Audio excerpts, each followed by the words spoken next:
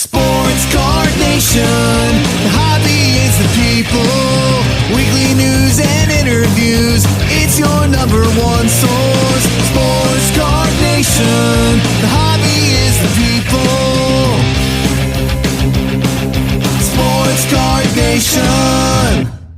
What is up, everybody? Welcome to episode 354 of Sports Card Nation podcast. Glad to be back. Speaking of back, part two of our great conversation with Brett McGrath of Stacking Slabs. We're going to talk about various things, but, one of the things about, making money from content creation. Some people look at it as a negative connotation type thing. We both do it, so I figured who better to bat that around with than someone in the same sort of end as me with that. So that's not the only thing we're going to talk about, but that will be the start of our part two of our conversation. So hope everyone is doing well. It's been a tough week if you live in the United States with just some crazy stuff. Won't go into details, but please keep everybody in mind, and hopefully things get better, and we can kind of all be on the same page or as close to that as possible. So I tend to root for people, not against people, but some people don't do that, and it's unfortunate, but that's the world we live in. Okay, want to thank our great sponsors, as always, on this show that make it possible. Iron Sports Card. Rob Valenti does a great job with the bulk submission grading services he provides. Sports Collectors Digest, I'm privileged to write for them each month. Hobby Hotline, which has now moved to the For Collectors channel. Hopefully you check that out there. And Upper Deck, not last but not least, Upper Deck, some of the best designs in the card game. So with that being said, we're back with Brett McGrath. All right, now for the conclusion of our conversation with Brett McGrath of Stacking Slabs. I'm going to start out here, like I mentioned in the intro, talking about monetizing content, right? Something he does and I do, and I know we've both taken criticism for that. And I'm going to explain kind of my point of view, and I definitely wanted to get his point of view. So that's where the conversation starts out, and it goes from there. But we talk about a few other things as well. Enjoy. I know I don't want to. I'm going to assume you get some of this. I know I do, and I've shared this.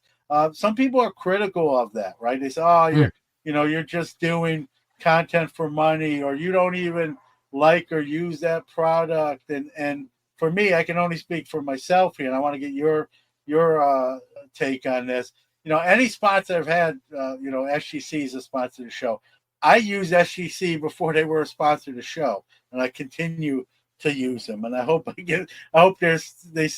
still get to continue to use. There's some stuff going on there, but what I'm getting as any sponsor around the show, I either use them or would recommend anyone else to use them. I'm not shilling, but anytime you make money, even as a dealer, like I set up at shows as a dealer, and people say, "Oh, you're not a real collector because you sell cards." And I'm like, what is the definition? I don't even know what the definition of true collector is.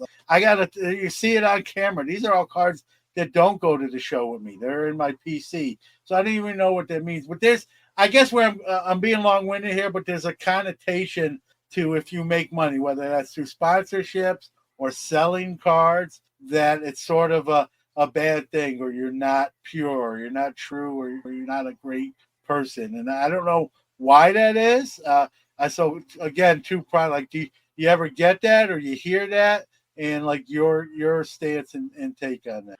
Yeah, I think there's a couple ways to dive into this. I think number one, when I first set out on my own, I was something that I was concerned about, but I got some feedback from some pretty great people and great sources, and be like, you've spent all this time giving away your time and content for free that everybody should want to support you, and that has been true. And I've always found like the real ones, the people who I want to connect with and communicate, have always been just such good advocates and understand it.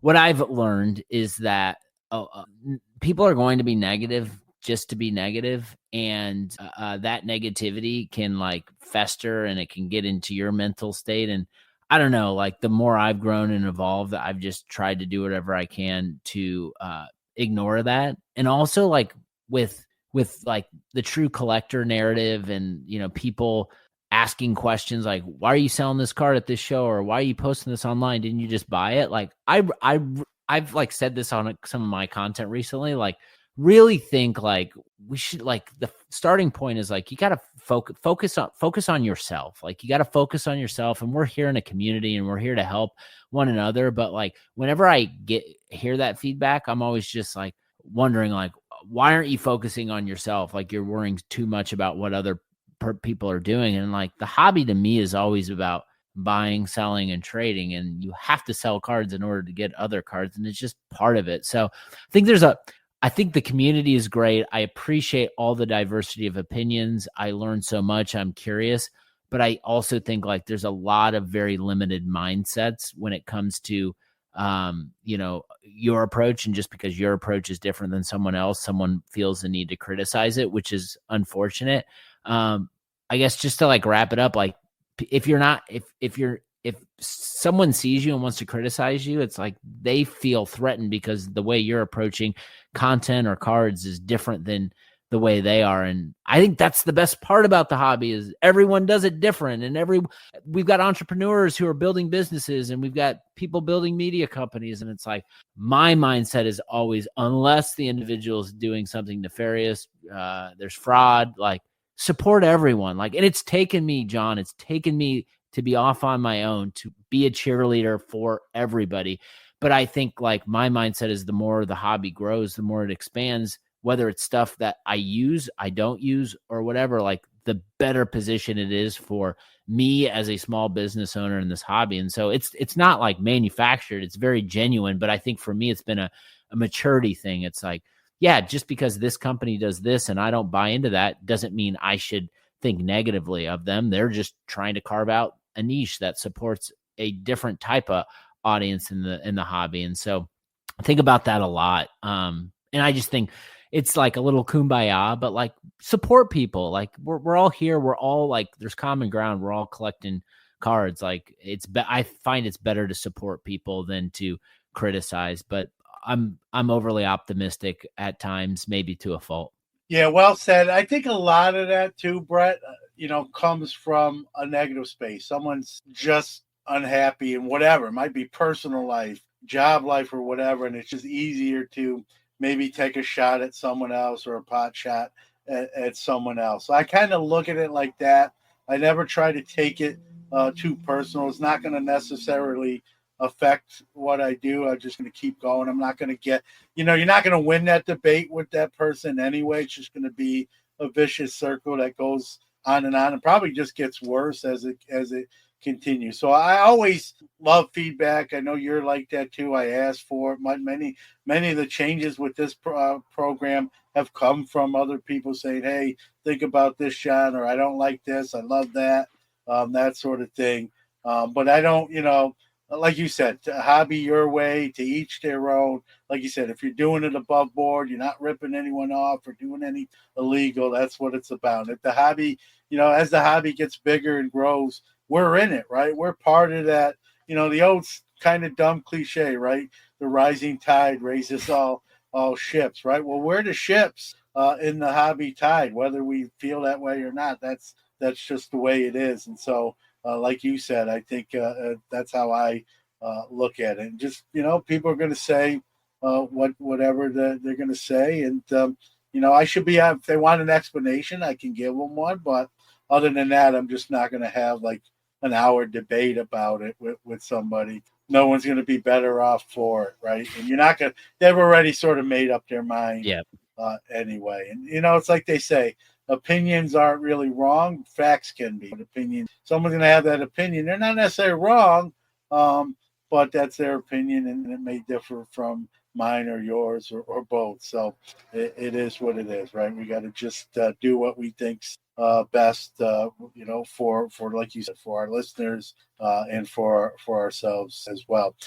Being full time, is that, I always, you have younger kids. I have a 25-year-old. He's not even a kid. He's a young adult. He's still at home. We're working on that, but that's a show for another day. But with younger kids, obviously he was a younger kid. I always joke that like I wouldn't be able to, and I only have one son, but if this podcast existed when he was a kid, the podcast probably wouldn't existed because I was coaching. It was just very busy. I love that time period.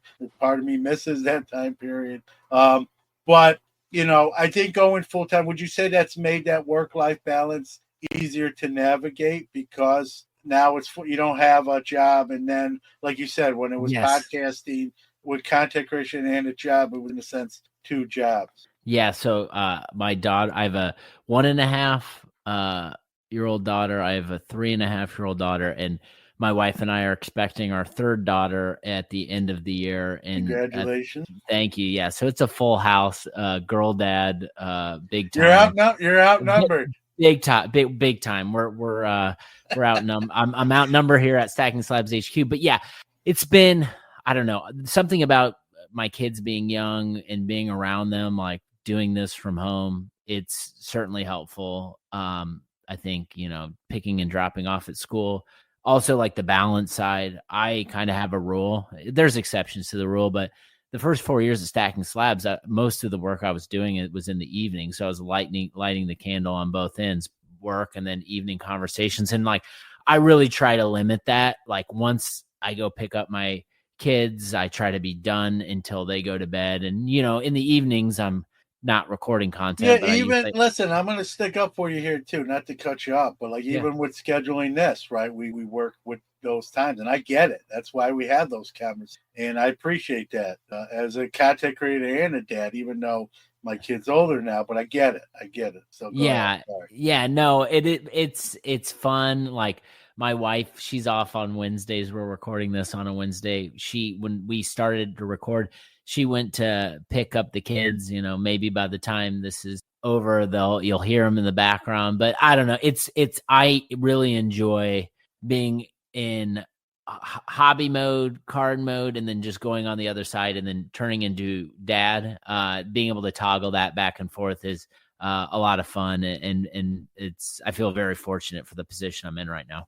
Yeah, no doubt. And from one dad to another, cherished, when they're young, you don't need me to tell you this, but cherish those moments. You blink and they're teenagers, you blink, they're graduating high school, college, and then in my case, they're still living at home, like eating everything in the fridge. But hey, free meals.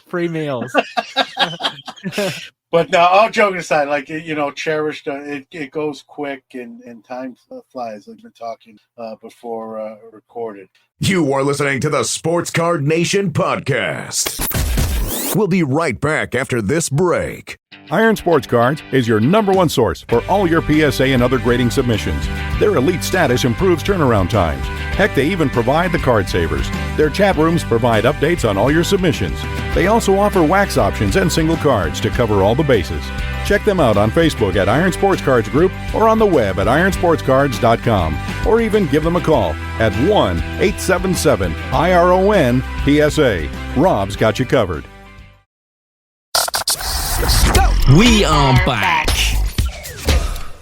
Something happened in your neck of the woods recently. Big hobby news, right? Doesn't matter where the person resides, right? I don't like to give props to not good people, but its name's been out there. Brett Lemieux may be a ringleader of the biggest hobby forgery scam. I mean, it's kind of a new story. The dust hasn't even officially settled. He did you called it, I think, a manifesto, kind of a goodbye letter, but not a lot of remorse or remiss in there. So basically spilled the beans on everyone involved in him and what he was doing, and then proceeded to commit suicide and not face the music. 45 years old. So around your age and had young kids as well, and a wife, from what I can gather. And this is going to. He may not be here, but this story continues and is going to be. And even if you don't collect autographs, Brett, this is still affects the hobby, right? It's a bad look for the hobby. People who do collect autographs will probably start looking at their stuff and wondering, like, if I didn't get this in person, am I looking at a genuine, a real McCoy? And people who bought stuff maybe for other people as gifts, or like, did I give something and it's not even real, even though they didn't know that. But it's just a lot of tentacles. Plus, it's just illegal and it's fraud and it's it's grand theft, all those boxes, and it just it's going to make all the major news stories and feeds, whether it's on your phone, online, or even on TV. It's just a bad look for the hobby, even though 90%, 95% of people are doing it above board in the right way. Just some of your thoughts. I know it hits close to home, almost in your backyard. Just some of your thoughts on this. Yeah, it's when news like this pops up, it's incredible to see how quickly it spreads in the hobby. And most of the time, I'm doing what we're doing now and not as plugged in when breaking news happens. And so I just check my DMs, and a friend of mine sent me the 4 screenshots in the Facebook group. And I was like, what's this? And I started reading it. And then just what caught my attention was the fact that it happened. It took place in Westfield, Indiana, which is where the Colts training camp is. It's about 25 minutes north of me. And, just reading through it, and it caught me off guard, just being like, this is so incriminating, what's going to happen. And then the next shoe dropped, and you found out that he had committed suicide. And you start thinking about this and just the impact and the ripple effect. And my mindset and mentality is obviously horrible situation, impacts everybody. I think one of the observations I made is just how quickly the members of this community go to talk about what happened. It was hours from the story really breaking, and it was like there were reels up, everyone had opinions and stuff. And I'm starting to watch this, and it had taken over the hobby. And I'm like, what's are people just getting up and talking about this, and they actually have more information that they want to share? Or are they just trying to get attention? So that was a battle I had in my mind. I was like, I try to stay away, because I was like, I don't know what to believe. And so I was just waiting for news outlets to start covering it, which they did. And I was reading those articles, and it's unfortunate. It seems like we are cool for a while, and then, a year or 2 years passes and some incident happens. And I don't think at this point we know the exact magnitude. Obviously, he alluded to some numbers, and we'll see when the dust settles, what's true and what's not true. But yeah, unfortunate situation. And I think my biggest takeaway is you got to be vigilant.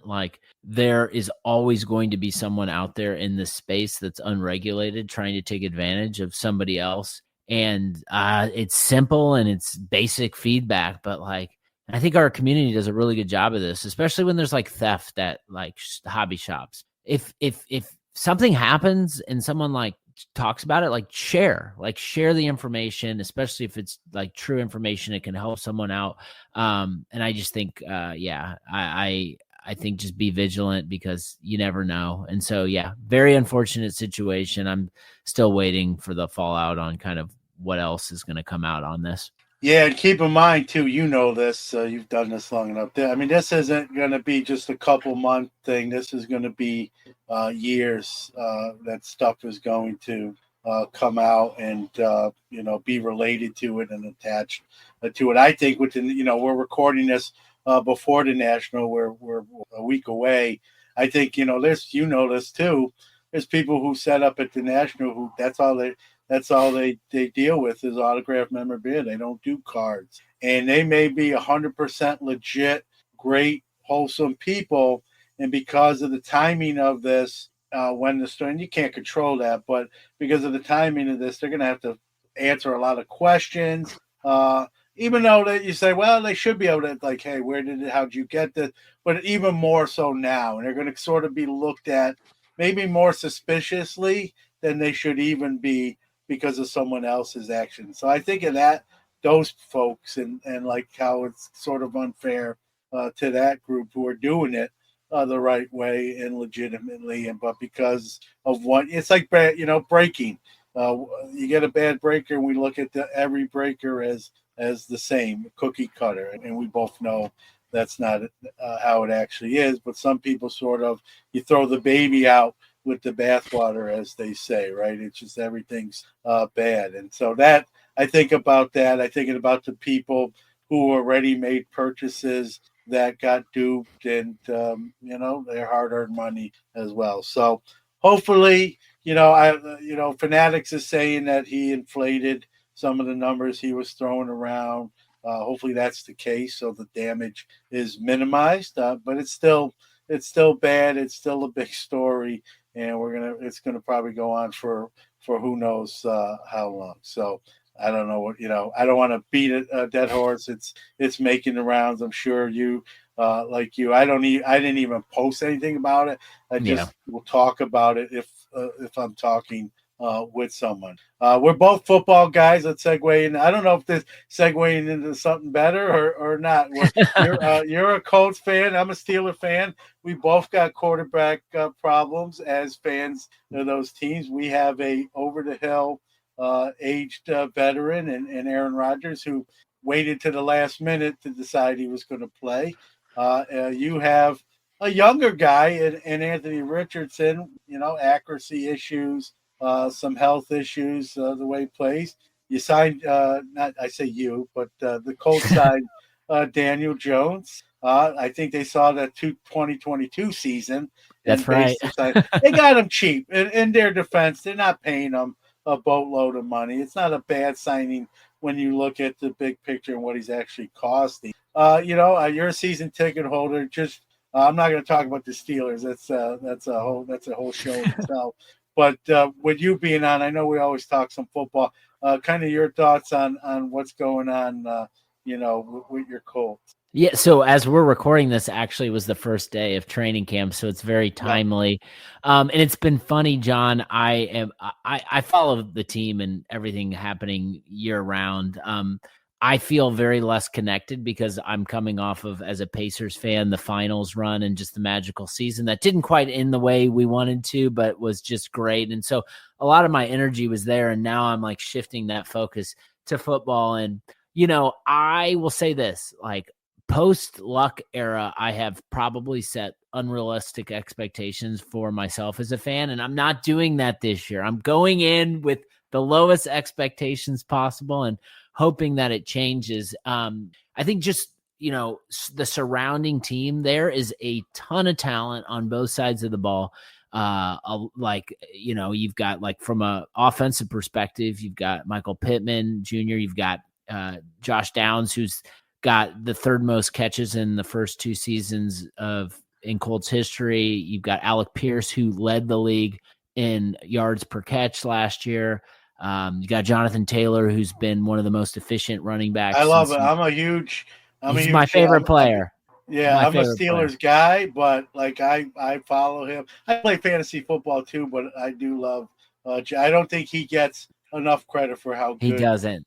He is. But he doesn't. So you got to surround these surrounding pieces. You got talent defensively, but the question mark, right, is the quarterback. And that if you don't have a quarterback, you're not going very far. And I think I'm interested to see if Anthony Richardson could rise to the occasion with this quarterback battle. I think Daniel Jones, especially because of how bad last year went, I do think, like, obviously his stock is very, very low, but I think there are some nice things that he can do.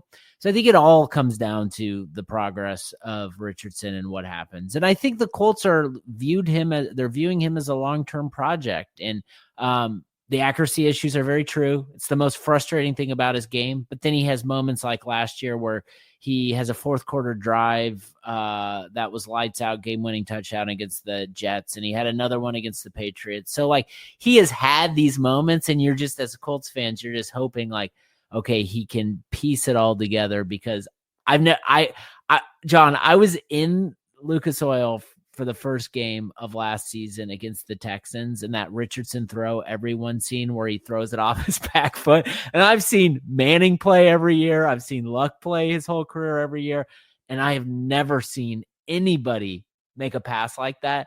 So the talent is there, but it takes more than just talent to be a successful quarterback. So we'll see. My expectations are low. I'm going to keep it that way, and I hope that they exceed them as we go into this year. Yeah, it'll be interesting. Do you think, real quick, do you think this is like the make or break year? Like if he struggles again, you think they move on from him, or do you think there's more time there? I don't know all the contracts. Yeah, I think he's got before they have to pay him, he's got another year. So there'll be some time. And I think that's why they're trying to be delicate with the situation, and why they're trying to bring in Jones and bring in some competition. But certainly a very, very important year. Like anybody who's a fan of the Colts or a fan of Richardson wants to see some progress. And it's crazy.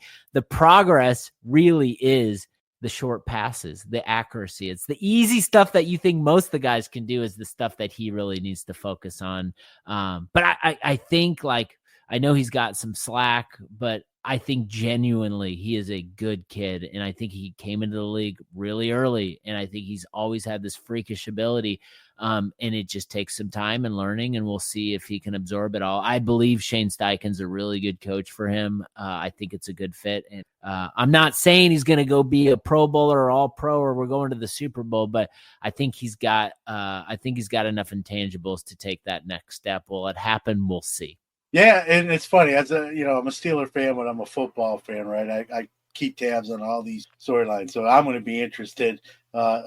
Maybe not as much as you, but kind of in that mix, right? And, I'll be interested to watch your Steelers and see what Aaron Rodgers can do. They re-signed Watt. They got Rodgers in there. They're whether you like it or not, they are going all in on this season. So we'll see what happens. Yeah, they are. Like you, I'm keeping the expectations tempered.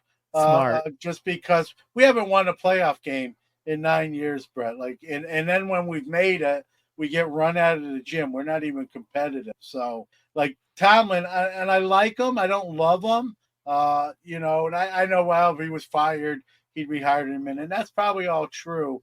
But it's like, what have you done lately? I think he's still living off that Arizona Cardinals Super Bowl win, and that just seems like. I was a young guy then. Let's just put it that way. And, that was a long time ago. So it'll be interesting to see. They are spending some money, and so I can't fault them there. They've done some un-Steeler-like things with trades and things like that. So I'm kind of going in open-minded, but I'm not expecting. People. There's Steeler fans that walk around like we're winning the Super Bowl this year. I'm not one of those guys. I've seen this movie too many times before. Would it be nice? Of course, as a fan, but I'm not expecting that, and that way I'm not that disappointed when it doesn't happen. But always fun to have you on, Brett. I always give the guests the last word. Share your social media, where people can catch Stacking Slabs and other things that you're doing. Yep, Stacking Slabs across all social channels. Spend a lot of time on Instagram. You can go to Apple, Spotify, wherever you listen to your podcasts. Just look up Stacking Slabs, hit follow, and you'll get access to kind of the new content, new shows that are coming out. Publishing right now as we record this every day but Sunday. So there's something new coming out, and it's different flavors for different types of collectors with starting new shows. New hosts are on there. So, come check it out and shoot me a message. I would love to hear from you. Yeah, awesome stuff. I promise it won't be 2 years to have you back on.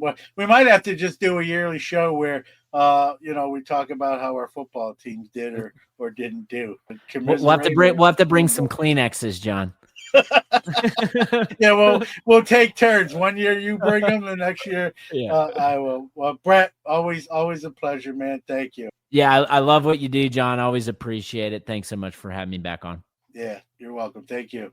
Always great having Brett on the show. It's been a while, but glad I'm back, and I'm on again. As long as he'll come on, and probably less time between visits, if you will. But thank you to Brett and making some time for us. So we're going to hear from our Hobby is the People announcer of the week and then wrap up this week's episode. Time for our Hobby is the People announcer of the week. Sup everyone, it's Brody the Kid. Always remember, the hobby is the people. Peace out. If you'd like to be the Hobby is the People announcer of the week, do a WAV or MP3 file and send it to sportscardnationpc@gmail.com.